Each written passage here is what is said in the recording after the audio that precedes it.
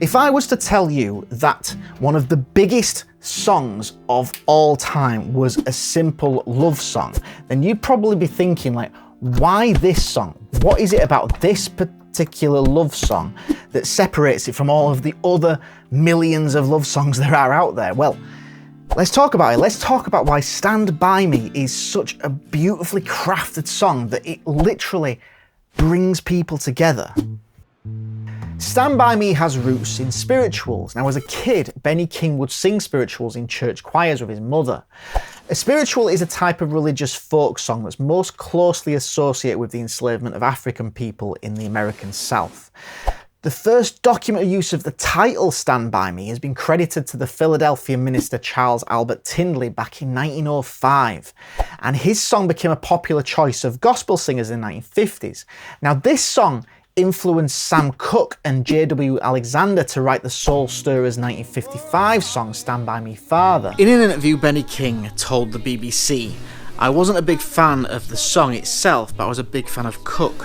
I was listening to the way he was singing and I got a feel for the words stand by, and then I just started to write the song, just in my bedroom with a cheap guitar." One of the really beautiful things about this song is that Benny King really does create these vivid images in our minds when we listen to this song. I mean, just take the start of the song. He could really just say it was nighttime and it was dark.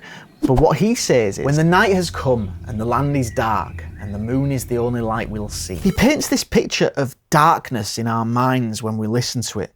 But then he just completely puts us at ease by essentially telling us what the sentiment of the song is. No, I won't be afraid. No, I won't be afraid. Just as long as you stand by me. Throughout the verses, this is what he does. He gives us tension, and then he releases that tension with, I suppose you could call it, reassurances that everything will always be okay because he has his partner by his side. The desire to share your life with someone that will stand by you through thick and thin is very powerful, and King's soulful voice delivers this message, this sentiment, with a reassuring tone.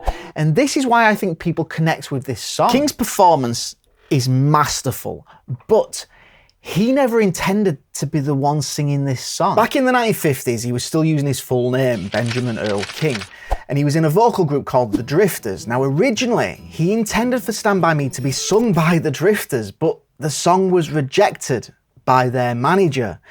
So when he left the group in 1960 to start his solo career under the name Benny King, he went into the studio with the well-respected songwriting duo Jerry Leiber and Mike Stoller.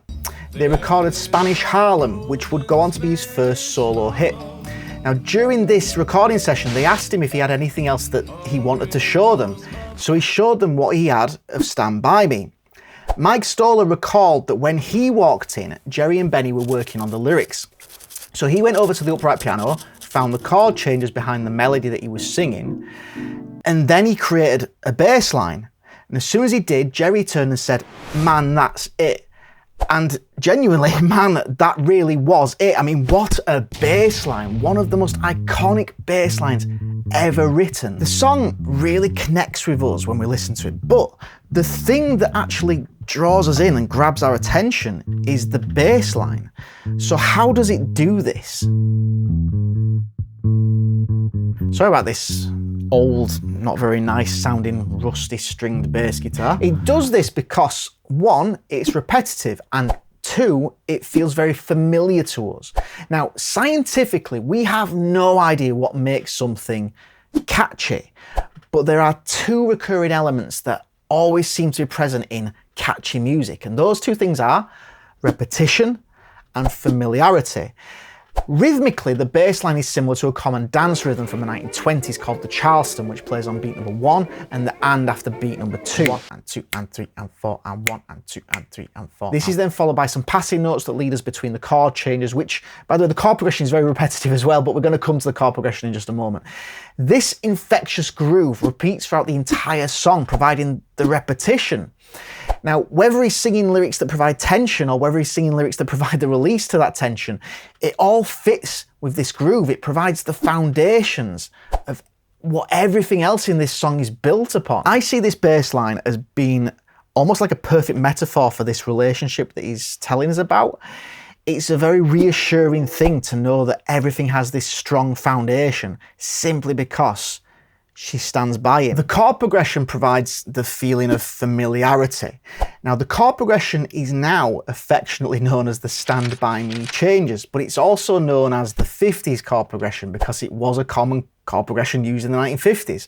So even at the time of this song's release in 1961, it will have sounded very familiar to people. It starts on the 1 chord, A major. This is the tonic chord. It's the most stable sounding chord in the key, and it has the most at rest feeling. It's the chord that sounds the most at home. Then the chord progression changes to the 6th chord, F sharp minor. This is called a submediant chord.